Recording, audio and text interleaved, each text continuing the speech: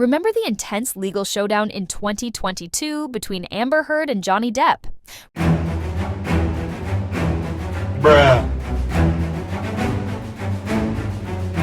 Reflecting on the case now, it's clear that Heard was untruthful on multiple occasions, striving to convince both the media and the courtroom of her innocence. You might recall that numerous pivotal events in the saga between Amber Heard and Johnny Depp were anchored to specific moments in time.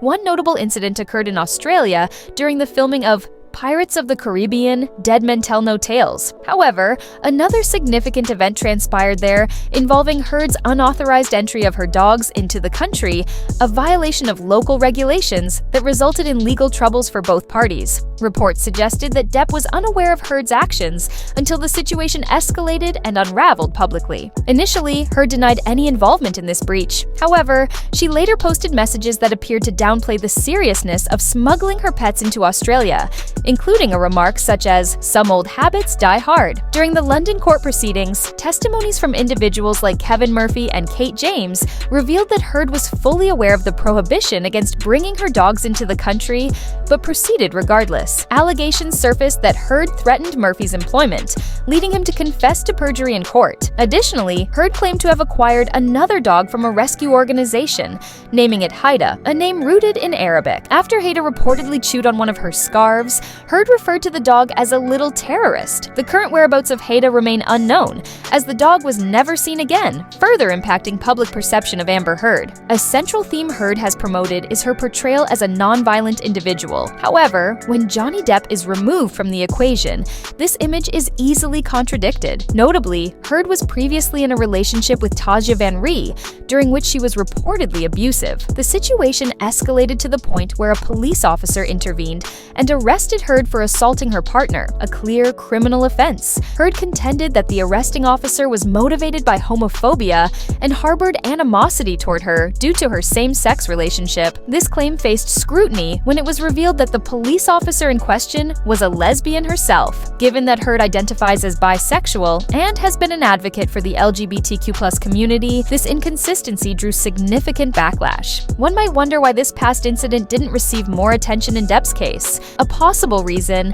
is that Heard received 2 years of probation, and there are speculations that her legal team may have worked to minimize the publicity surrounding these domestic allegations. Furthermore, Heard's problematic behavior wasn't confined to her personal relationships. Her former assistant, Kate James, provided numerous accounts about Heard's conduct. During the defamation trial with Depp, James recounted that Heard's mother was fearful of her, and her sister was treated poorly. James described being inundated with text messages from Heard, sometimes as early as 2 a.m. In one notable confrontation regarding her salary, Heard reportedly lost her composure, abruptly standing up, getting very close to James's face, spitting, and berating her for negotiating her pay. Additionally, Heard is accused of using James's son to portray a nurturing image to both the media and Depp. Perhaps the most significant falsehood related to Heard's alleged abusive behavior concerns her interactions with Johnny Depp. Throughout the trial, Heard consistently denied being abusive toward Depp. However, testimonies from various witnesses and audio recordings presented in court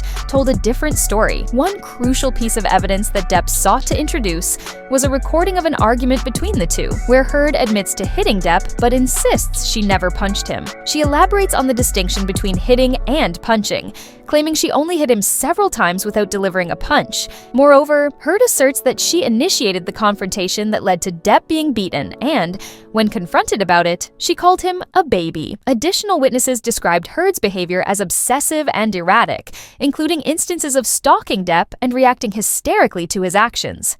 Depp's security personnel even documented instances where Depp appeared to be injured after alleged altercations with Heard. Despite these accounts, Heard maintained that she never struck Depp, which contradicted the numerous testimonies asserting otherwise. Another critical aspect of Heard's allegations is her claim that Depp constantly bruised her, and she frequently displayed these marks to friends, family, and others. However, inquiries with those close to them, including medical professionals who treated both parties, Heard's former assistant, and neighbors, did not corroborate these claims. While many acknowledged that Johnny and Amber often engaged in verbal disputes, none reported witnessing Heard being physically harmed by Depp. Admittedly, if any abuse occurred, it might have been confined to private settings like their home or bedroom. However, Heard portrayed Depp's abusive behavior as occurring in public spaces, suggesting that it was widely known. Yet, no substantial evidence was presented to support these public abuse claims. An intriguing and somewhat ironic development occurred during the opening statements of the defamation trial. Heard's attorney presented a Milani concealer kit as evidence,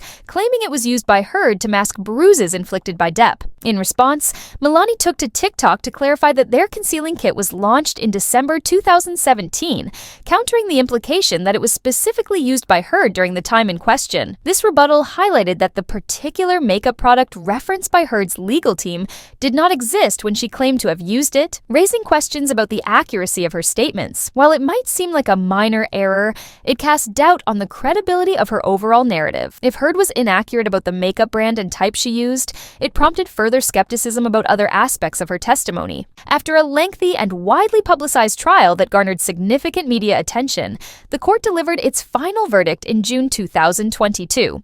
The jury ruled in favor of Johnny Depp, concluding that Amber Heard had indeed made false and defamatory statements about him in her 2018 op-ed for The Washington Post. The ruling underscored the inconsistencies in Heard's testimonies and highlighted the lack of credible evidence supporting her abuse allegations. As a result, Heard was ordered to pay substantial damages to Depp for defamation, thereby solidifying the court's stance on the matter. In summary, the various instances where Amber Heard was found to be untruthful, whether in legal settings or personal relationships, paint a concerning picture of her reliability. These discrepancies significantly impacted the perception of her claims and the overall direction of the case, ultimately influencing the final verdict in favor of Johnny Depp. What are your thoughts on this analysis of Amber Heard's statements and actions, both past and present? Do you believe this highlights serious issues with her version of events? Could this evidence support the argument that she was the aggressor in her relationship with Johnny Depp? Share your opinions in the comments below. Don't forget to subscribe to our channel, and we'll see you in the next video.